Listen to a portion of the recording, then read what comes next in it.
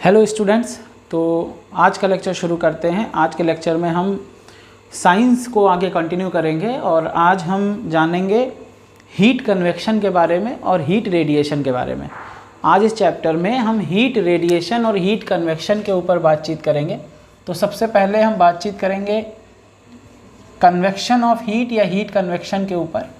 तो मैं बीच में हेडिंग डाल देता हूँ कन्वेक्शन, फिर इसको शुरू करते हैं। ठीक है, तो देखिए भाई, आज के इस लेक्चर में हम क्या क्या जान लेंगे। एक तो हम हीट कन्वेक्शन के बारे में जान लेंगे, दूसरा हम इसकी सारी प्रॉपर्टीज़ जान लेंगे, ये दो प्रकार का होता है वो भी हम जान लेंगे। तीसरी बात हम जान लेंगे कि रेडिएशन क्या होता है, फिर हम जानेंगे कि रेडिएशन की प्रॉपर्टीज़ क्या हैं।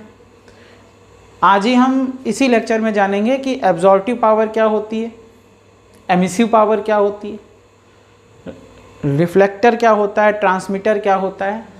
बहुत सारी चीज़ें जो हैं हम इस सारे लेक्चर में कवर करेंगे। ठीक है, तो सभी लोग ध्यान दें इस बात पे कि कन्वेक्शन क्या होता है। तो चलिए शुरू करते हैं। तो देखिए, मान लीजिए कि कोई बीकर है, समझिएगा इस बात को। मान लीजिए कोई बीकर है जिसमें वाटर भरा हुआ है, ठीक है, कोल्ड वाटर आपने भरा हुआ है और आप नीचे से इसको हीट देना शुरू करते हैं। समझिएगा बात को।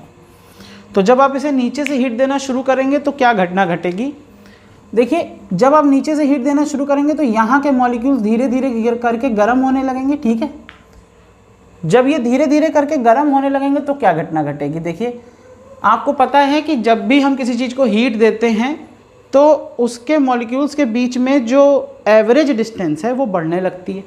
अच्छा, एवरेज डिस्टेंस जब बढ़ने लगेगी तो क्या होगा, डेंसिटी कम होने लगेगी। क्यों? क्योंकि डिस्टेंस बढ़ रही है मतलब वॉल्यूम बढ़ रहा है, वॉल्यूम बढ़ रहा है मतलब डेंसिटी कम हो रही है। तो देखिए क्या होगा, जब यहाँ के मॉलिक्यूल्स की डेंसिटी कम हो जाएगी तो यहाँ वाले जो मॉलिक्यूल हैं ये भाई साहब हल्के हो जाएंगे। किससे? ऊपर वालों से। तो ये धीरे धीरे करके ऊपर जाना शुरू कर देंगे और यहाँ पे जो भाई साहब जो हैं, जो भारी हैं, वो यहाँ पे आना शुरू कर देंगे। ठीक है, तो क्या होगा, धीरे धीरे करके ये ऊपर जाते जाएंगे और धीरे धीरे करके ये नीचे आते जाएंगे। ऐसे करके यहाँ पर एक पूरा रोटेशन बन जाएगा जिसमें मॉलिक्यूल आएगा जाएगा, आएगा जाएगा। ठीक है, तो होगा क्या कि यहाँ से हीट ली और ऊपर चले गए। ठीक, फिर यहाँ पे जो ठंडे वाले हैं वो नीचे आ रहे हैं। धीरे धीरे करके पूरा वाटर जब तक गर्म नहीं हो जाएगा तब तक ये प्रक्रिया चलती रहेगी। तो इस प्रक्रिया को कहते हैं कन्वेक्शन। कन्वेक्शन क्यों हुआ? Due to difference of the densities between the two part of the water. मतलब वाटर की ही डेंसिटी दो अलग अलग जगह पे अलग अलग थी। यहाँ पे डेंसिटी कम हो गई, यहाँ डेंसिटी ज़्यादा है, तो यहाँ वाला एटम जो है उठकर ऊपर चला गया। सबको ये बात समझ में आ गई होगी। तो कन्वेक्शन क्या होता है? देखिए, कन्वेक्शन कुछ भी नहीं है, बहुत सरल है। It is a transmission of heat, ध्यान दीजिए, it's a transmission of heat due to migration. ध्यान दीजिए, माइग्रेशन कह लीजिए या मूवमेंट कह लीजिए, मूवमेंट ऑफ द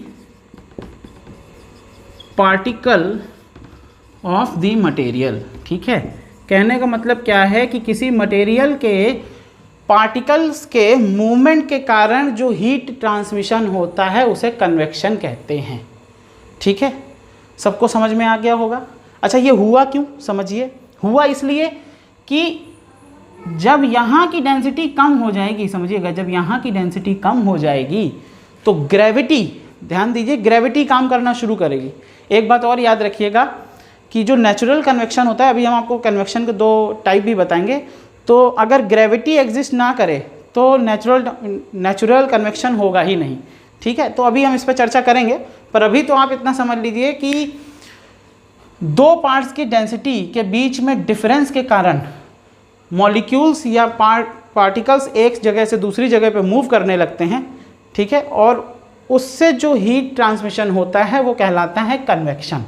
ओके, अब चलिए यहाँ पे एक और बात समझते हैं कि लिक्विड में या फ्लूइड में, देखिए फ्लूइड में लिक्विड भी आता है, गैस भी आती है। समझिए, फ्लूइड में लिक्विड भी आता है, गैस भी आती है। अब हम आपको क्या समझाना चाह रहे हैं वो समझिए। कन्वेक्शन तो पॉसिबल है ही, नो डाउट, लेकिन यहाँ पर कंडक्शन भी होगा। कंडक्शन कैसे होगा? जब ये मॉलिक्यूल ऊपर जा रहा होगा तो अपने आसपास के मॉलिक्यूल से टकराता हुआ ही तो ऊपर जाएगा, मतलब कोलिजन करता हुआ ऊपर जाएगा। तो ये क्या करेगा कि इन भाई साहब के पास जो एनर्जी है ना, ये इनको भी ट्रांसफ़र करते जाएंगे, ठीक है।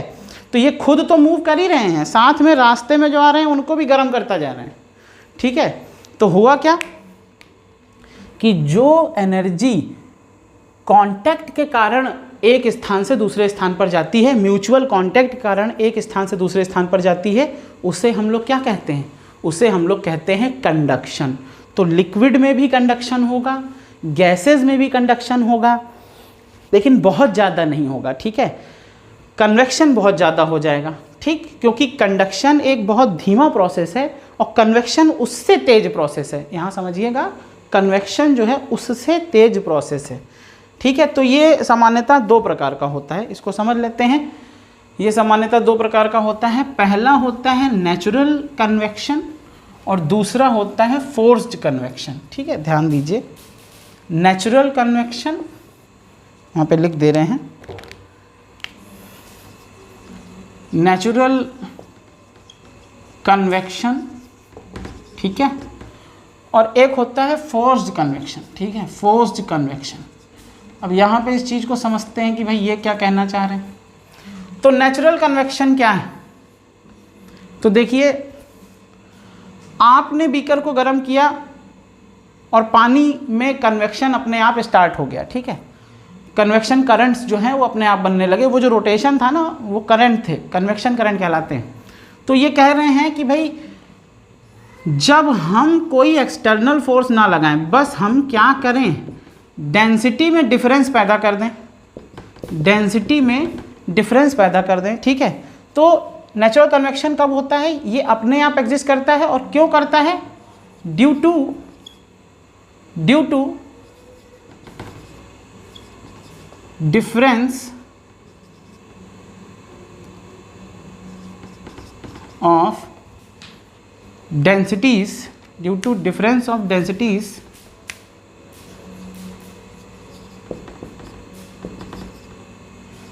of the material। मतलब कहने का क्या है कि मटेरियल की डेंसिटी अलग अलग जगह पर अलग अलग हो गई। जैसे लिक्विड की डेंसिटी नीचे की ओर हल्की हो गई और ऊपर की ओर भारी हो गई, तो ये अपने आप ही कन्वेक्शन करंट बनने लगा। ऐसे कन्वेक्शन को कहते हैं नेचुरल कन्वेक्शन। इसमें हमने फोर्सली कुछ भी नहीं किया, मतलब हमने बाहर से कोई बल नहीं लगाया, अपने आप होने लगा, बस हमने हीट ट्रांसफ़र की, ठीक है।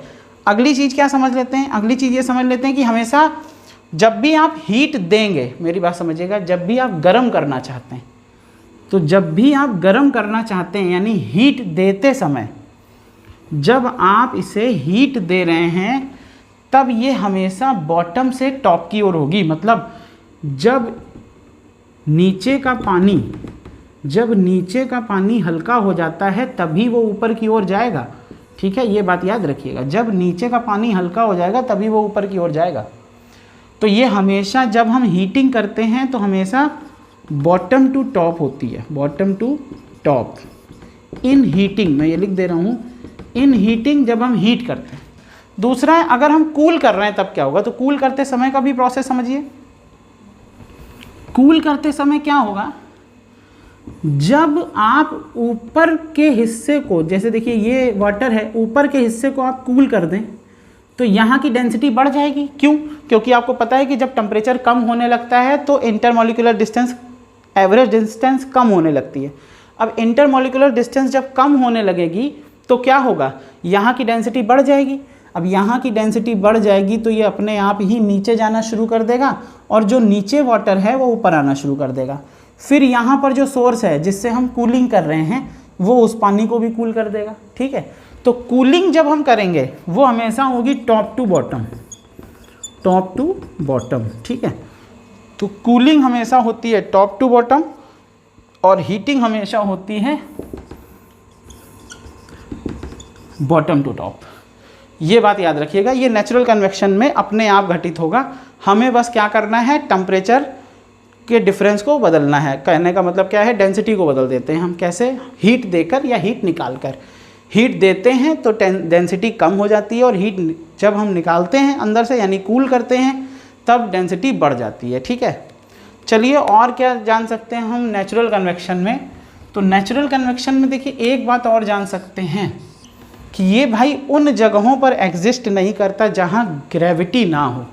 क्यों? क्योंकि आप देख रहे हैं कि ये डेंसिटी के डिफरेंस के कारण हो रहा है। डेंसिटी के डिफरेंस के कारण क्या, आप ऐसे समझो कि बायंसी के कारण हो रहा है ये।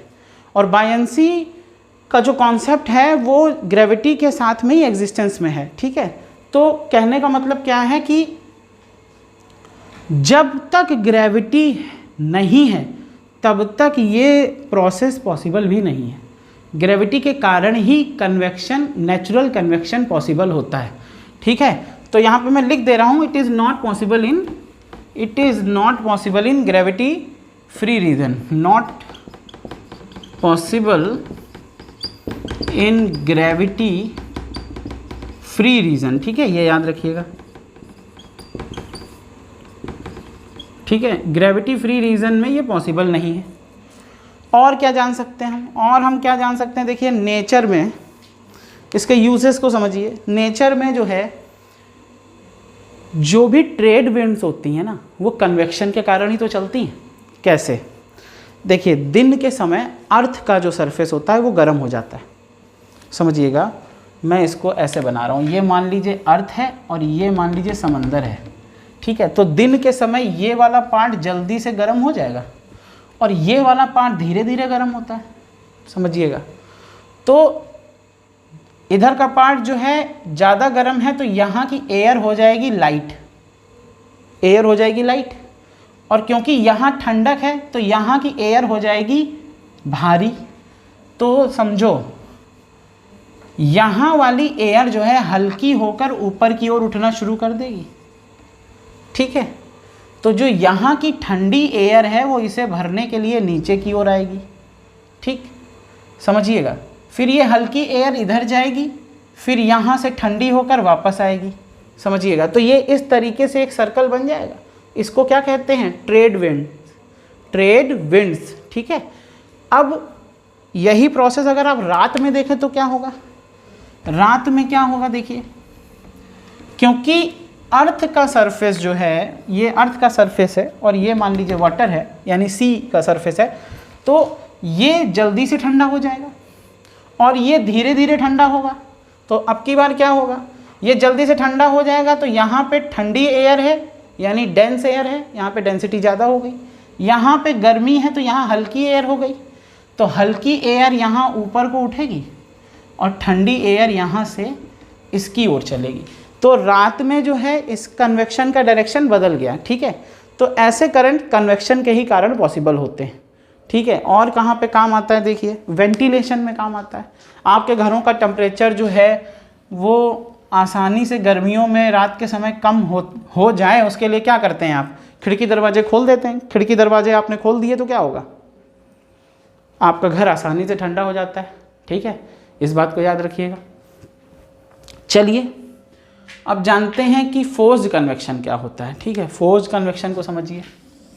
तो फोर्स्ड कन्वेक्शन में क्या है, ऐसे समझिएगा, ये हमने जो है वाटर ले लिया और हमने ऊपर की ओर हॉट वाटर डाल दिया। समझिएगा, ऊपर की ओर हमने हॉट वाटर डाल दिया। अब हमने ऊपर की ओर जो है हॉट वाटर डाल दिया तो होगा क्या, क्या इनकी मिक्सिंग आसानी से हो पाएगी? नहीं हो पाएगी। क्यों? क्योंकि ऊपर वाले की डेंसिटी कम है और नीचे वाले की डेंसिटी ज़्यादा है।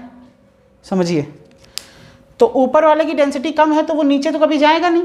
तो इसको करने के लिए हम क्या करते हैं कि यहाँ पर एक फ़ैन लगा दिया हमने, यहाँ पे हमने एक फ़ैन लगा दिया। ठीक है, और उसको हमने चलाना शुरू किया। ठीक है, अब हमने इसको रोटेट करना शुरू किया तो क्या होगा, ये गर्म पानी नीचे की ओर फ्लो करना शुरू करेगा और धीरे धीरे करके यहाँ पे कन्वेक्शन स्टार्ट हो जाएगा। तो ऐसा कन्वेक्शन जिसमें हम एक्सटर्नल फोर्स की सहायता लेते हैं वो कहलाता है फोर्स्ड कन्वेक्शन। ठीक है, और डायरेक्शन के मामले में ये समझिए कि इसकी डायरेक्शन क्या होगी, तो ये किसी भी डायरेक्शन में पॉसिबल है। जैसे ये तो सिर्फ दो ही डायरेक्शन में पॉसिबल है, हीटिंग के समय बॉटम से टॉप और कूलिंग के समय टॉप से बॉटम, पर ये किसी भी डायरेक्शन में पॉसिबल है, ठीक है। तो ये फोर्स कन्वेक्शन हो गया। तो इतनी सारी जानकारी जो है हमें कन्वेक्शन के बारे में प्राप्त हो गई है। कन्वेक्शन क्या होता है? पार्टिकल्स के मूवमेंट के कारण जो हीट का ट्रांसमिशन होता है। दूसरी चीज़, हमने नेचुरल कन्वेक्शन जान लिया, फोर्स्ड कन्वेक्शन जान लिया, ठीक है। और हमने उसके एप्लीकेशन जान लिया कि भैया जो एयर चल रही हैं दुनिया में वो किस कारण से चलती हैं, डेंसिटी के ही हल्के हो जाने के कारण या भारी हो जाने के कारण, ठीक है। तो ये बात याद रखिएगा। तो ये कुछ जानकारी थी कन्वेक्शन के बारे में। अब चलिए रेडिएशन के बारे में जान लेते हैं कि रेडिएशन क्या होता है, ठीक है।